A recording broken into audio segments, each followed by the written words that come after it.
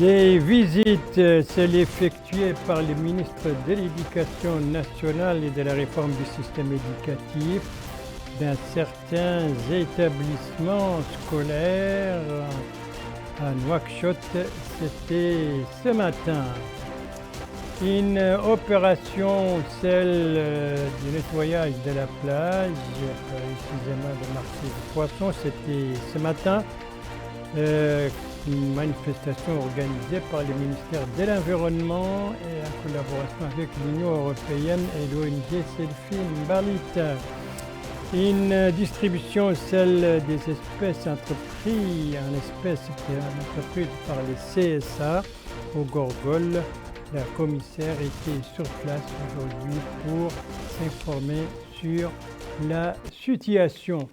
Voilà donc pour les principaux titres du journal et c'est parti. Madame, mademoiselle, monsieur, bonsoir et bienvenue à votre 22h de ce samedi 16 septembre 2023. 22h à l'ère de la rentrée scolaire 2023-2024, encore moins de 3 semaines et surtout après les instructions données par le président de la République lors du Conseil des ministres de jeudi dernier. C'est donc dans ce cadre que s'inscrivent ces visites effectuées aujourd'hui par le ministre de l'Éducation nationale et de la réforme du système éducatif. Il a visité plusieurs établissements scolaires à travers les 3 wilayas de Nouakchott. Compte rendu sur ces visites du ministre de l'Éducation nationale avec Aminata Kane. Visite du ministre de l'Éducation nationale et de la réforme du système éducatif et de constater de visu l'état de préparation des écoles avant la rentrée scolaire prévue pour le 2 octobre prochain. Ainsi, le ministre de l'Éducation nationale a procédé au niveau de la wilaya de Nouakchott-Ouest sa visite d'information au niveau de l'école Mohamed Mahmoud Oulel Tilmidi avant de se rendre à l'école d'excellence Cheikhna Oul Mom. Des visites au cours desquelles le ministre a reçu des explications détaillées sur l'état d'avancement des établissements et la préparation. Le ministre s'est ensuite rendu au niveau des wilayas de Nouakchott Nord et de Nouakchott Sud où il a visité les écoles de Velouja, les écoles de Tayaret et l'école Souila au niveau de la wilaya de Nouakchott Nord. À la fin de sa visite, le ministre a indiqué que cette visite qu'il a effectuée en compagnie des walis de Nouakchott, des élus et du staff du ministère avait pour objectif de s'enquérir de la préparation de la nouvelle année scolaire, des préparatifs au niveau des logistiques, mais également de la présence des enseignants. Il a indiqué que l'État ne ménagera aucun effort pour que la rentrée prévue le 2 se passe dans les conditions les plus appropriées avec la présence des élèves et des enseignants. Le ministre a dans la foulée indiqué que les personnels et les responsables au niveau des écoles ne doivent ménager aucun effort pour que cette rentrée scolaire soit républicaine telle qu'est dictée par le président de la République, Mohamed Ould Cheikh El Ghazouani. Au cours de ces visites, le ministre a reçu d'amples explications de la part des directeurs des écoles qu'il a visitées. Journée donc chargée pour le ministre de l'Éducation nationale et de la réforme du système éducatif avec ses visites dans plusieurs établissements scolaires. L'occasion pour lui de s'informer sur la situation de ces écoles en moins de 3 semaines donc de la rentrée scolaire 2022-2023-2024. Une rentrée qui doit être différente des précédentes et qui doit être marquée également par favoriser l'accès aux écoles d'excellence pour les enfants des couches nécessiteuses. Le président de la République, je le rappelle, a donné lors du dernier Conseil des ministres des instructions dans ce sens.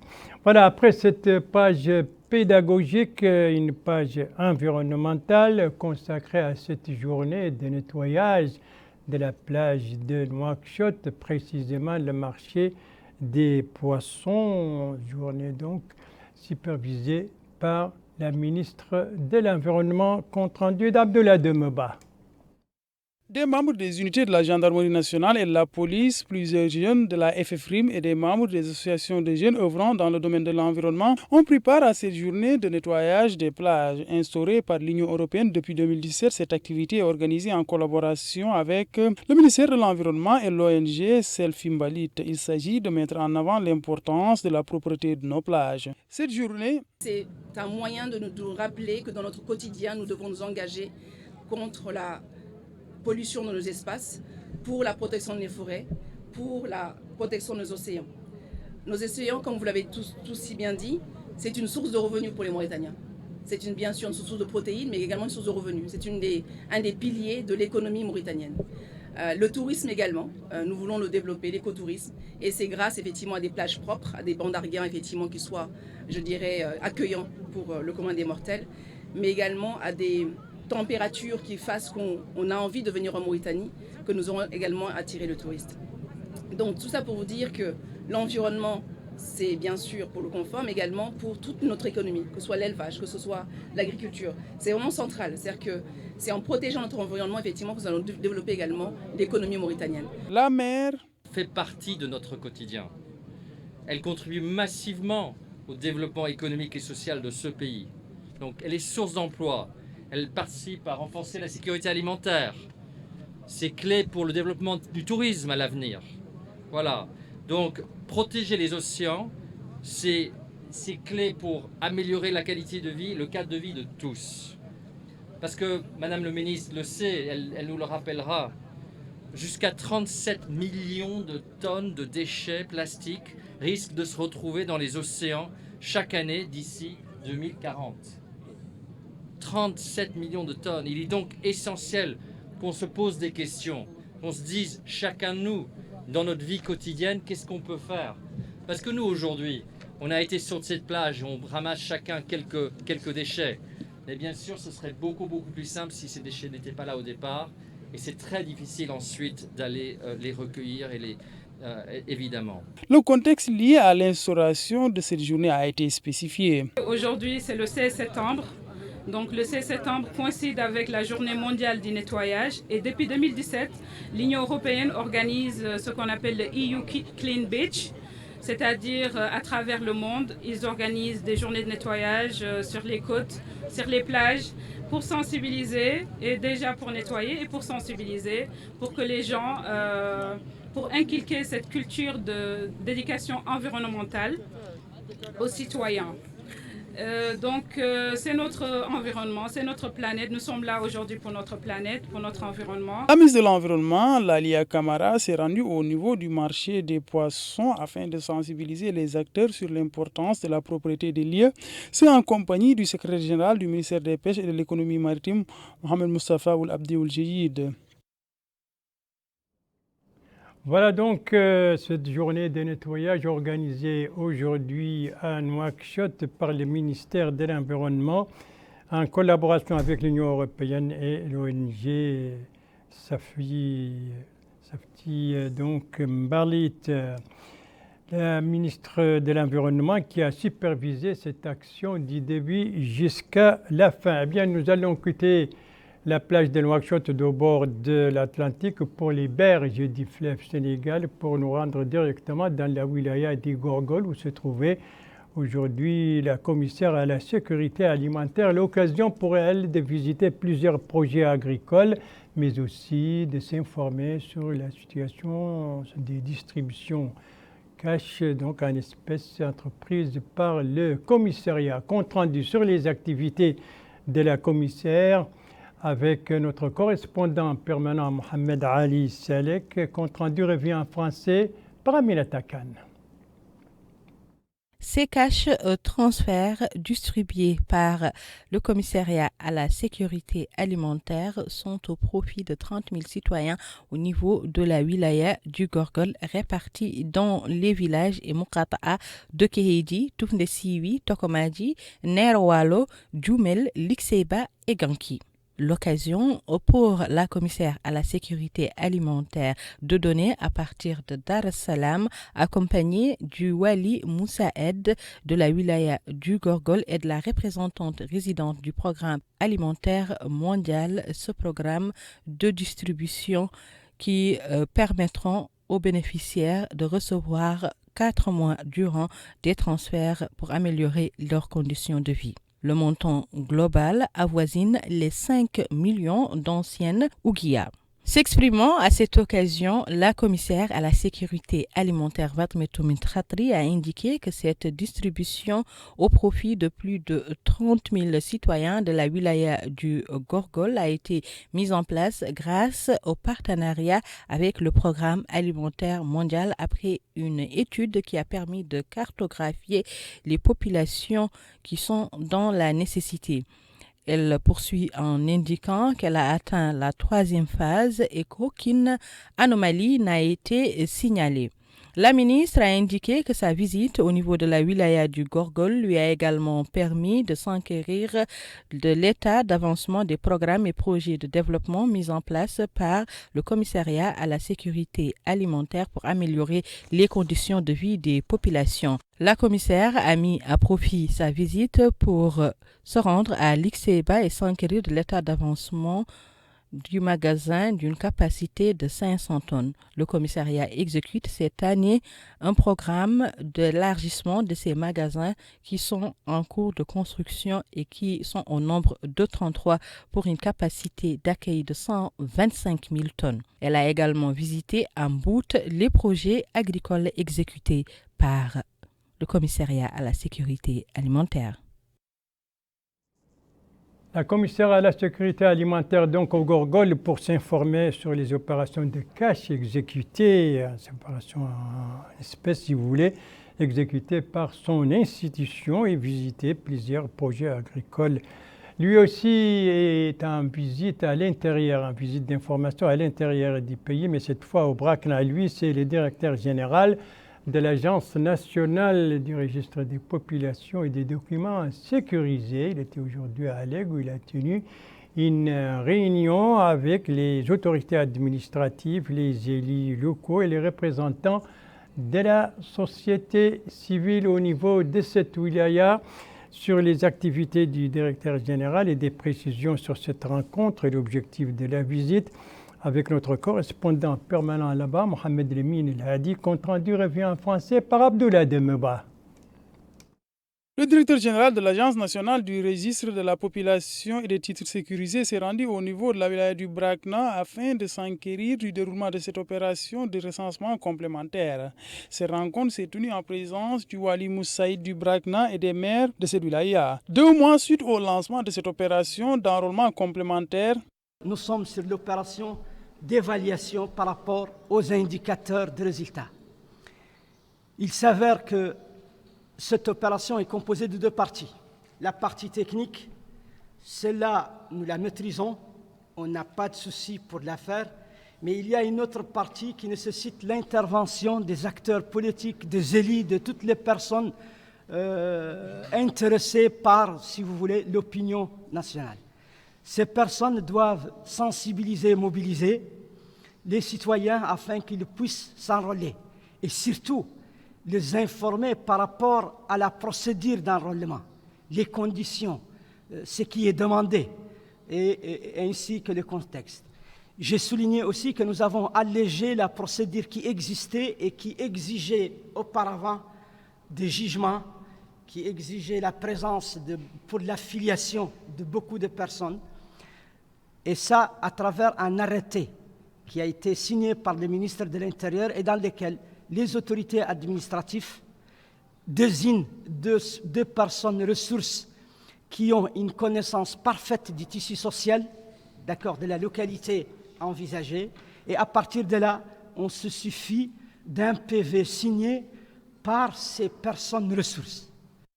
Youssef Ould Cheikh Khadi, maire d'Aleg, a salué l'objectif de cette opération. Il a précisé que les autorités locales sont engagées afin d'appuyer ce processus. Le directeur général de l'Agence nationale du registre de la population et des titres sécurisés s'est rendu par ailleurs au niveau du centre de recensement de la commune de Bourdide sur les lieux. Il a échangé avec les responsables sur le déroulement de l'enrôlement sur place. Au niveau de la localité de Dar Salam, relevant de la commune de Oulbiram, de la Moukata de Bogué, il a aussi échangé avec les populations trouvées sur les lieux, ainsi que à propos du traitement de leurs demandes avec cette équipe mobile.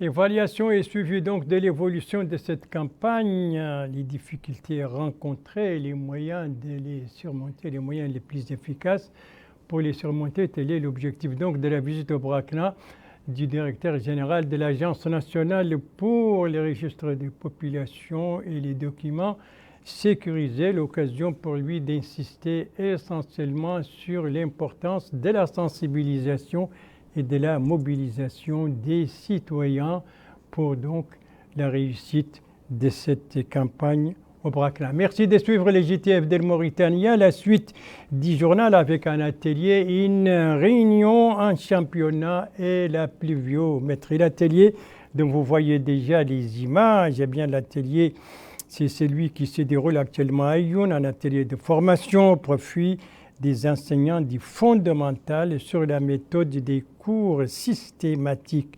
Des enseignants venant de Dehod et de la Saba, cette formation a commencé ce matin au siège d'Eleni et coup d'envoi donné par le Wali Dehod El Gharbi, l'occasion pour lui d'appeler les participants à bien profiter des cours dispensés en vue d'une amélioration du niveau de l'enseignement fondamental. Bénéficiaires de cette formation, les enseignants de la première année en arabe et de la deuxième année en français.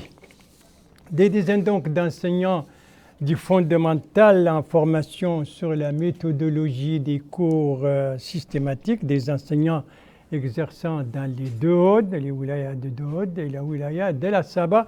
La Saba, justement, dont la capitale Kifa a abrité aujourd'hui une réunion de concertation organisée par le Conseil national de la jeunesse. Le thème de cette rencontre avec notre correspondant là-bas, Abdallah Souvi, compte rendu revient en français par Amira Takan.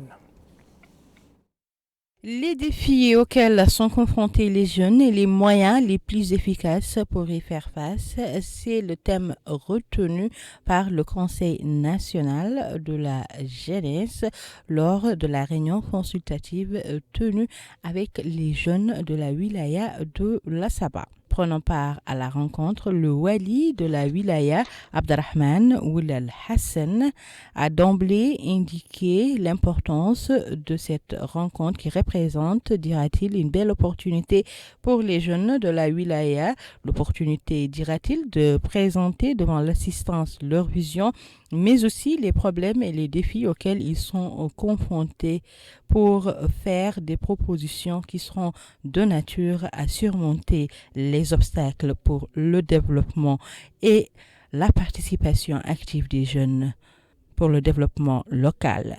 Lui succédant, le maire de Kifa, Mohamed Khouna, a exprimé la bienvenue et les remerciements à la délégation du Conseil pour cette réunion et a indiqué que cette rencontre est une occasion offerte aux jeunes d'exprimer leurs problèmes, appréciant le grand rôle que jouent les jeunes dans la construction et leur participation à la construction de l'édifice national du pays. Lui succédant, Mohamed Khouna Khalifa, président de la délégation Akifa, a expliqué que le Conseil a organisé ses activités qui sont des séances d'écoute et des entretiens pour parler de la réalité de la jeunesse et ainsi que les difficultés auxquelles ils sont confrontés pour pouvoir participer activement au développement local. Il a souligné que ces visites de terrain interactives visent à motiver les jeunes à présenter leur vision et pour trouver des solutions appropriées aux problèmes de la jeunesse. Les défis majeurs auxquels sont confrontés les jeunes et les moyens les plus adéquats pour les faire face, tel était le thème donc de cette réunion de concertation tenue aujourd'hui à Kifa et organisée par le Conseil national de la jeunesse. Et la jeunesse, on y reste encore un moment pour parler cette fois de ce championnat scolaire dont la deuxième édition se déroule actuellement à Nouakchott, coup d'envoi hier soir, et c'est un compte rendu de Abdoulaye Demeba. Les élèves du fondamental âgés de moins de 15 ans prennent part à cette deuxième édition du tournoi scolaire réunissant les élèves du primaire répartis sur toute l'étendue du territoire national. Cette activité est organisée par le ministère de la Culture, la Jeunesse et des Sports et des Relations avec le Parlement et comporte 3 disciplines sportives, à savoir le football, le basketball et l'athlétisme. Le directeur du sport des masses au ministère de la Culture, la Jeunesse et des Sports et des Relations avec le Parlement, Issa Oul-Lagdaf, a affirmé que les participants à cette compétition ont été scindés en 4 groupes, dont l'un regroupe les wilayas du Khoré Charghi, du Khoré Karbi, de la Saba et du Tagan, un autre comprenant les wilayas du Trizemour, de l'Adrar, de l'Inchiri et de Dahle Nouadhibou. Un troisième groupe composé de la wilaya du Gudimaha, du Brakna, du Trarza et du Gorgol. Et enfin, un dernier groupe composé des 3 wilayas de la capitale. Les compétitions vont se dérouler au niveau du complexe sportif et olympique de Nouakchott, du stade Cheikh Ould Bouediye, du stade de Riyad et de Toujinine, et au niveau de l'ancienne maison des jeunes pour le basketball.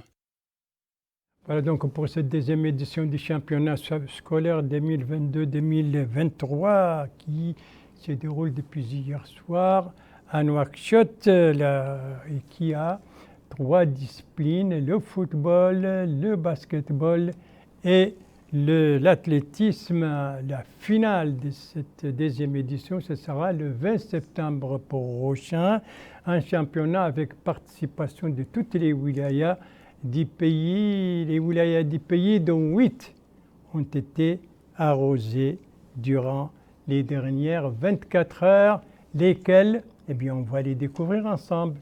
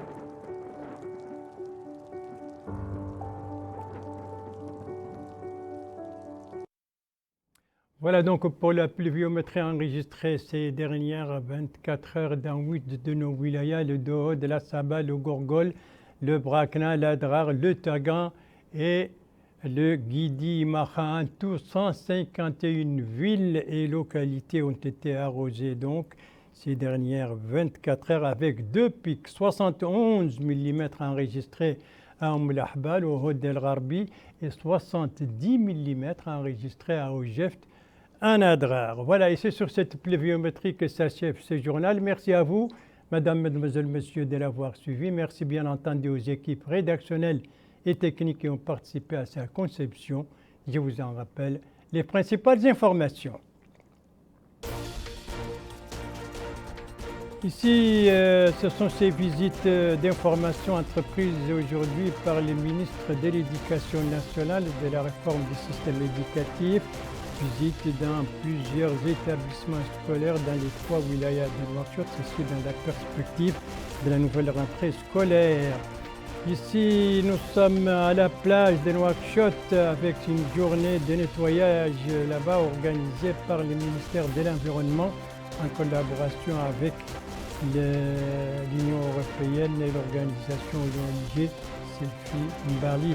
Ici, nous sommes au Gorgol avec la visite d'information entreprise là-bas par la commissaire à la sécurité alimentaire, ce qui lui a permis de s'informer sur la situation des opérations donc, de distribution en espèces entreprises par son institution. Et je vous rappelle, ou je vous signale, que juste après ce journal, vous pourrez suivre un programme, Saat Niqash, donc aire de discussion, et qui sera consacré, cette Saat Niqash, consacrée aux instructions données récemment par le président de la République, M. Mohamed Cheikh El-Ghazouani. C'était lors du dernier Conseil des ministres relatif donc à la rentrée scolaire 2023-2024, une rentrée qui doit être différente des précédentes, a précisé le président de la République. Donc, les instructions présidentielles relatives à la rentrée scolaire, objet de ce programme qui va suivre donc justement ce journal, et vous serez en compagnie de mon collègue Saadna Haballah. Le JTF reviendra demain à la même heure, 22h, et vous serez en compagnie d'Ndei Sidi. Quant à moi, il ne me reste plus qu'à vous souhaiter une très très bonne fin de soirée, une très très bonne fin de semaine, et à vous donner rendez-vous, Inch'Allah, vendredi prochain à la même heure, 22h. Bonsoir.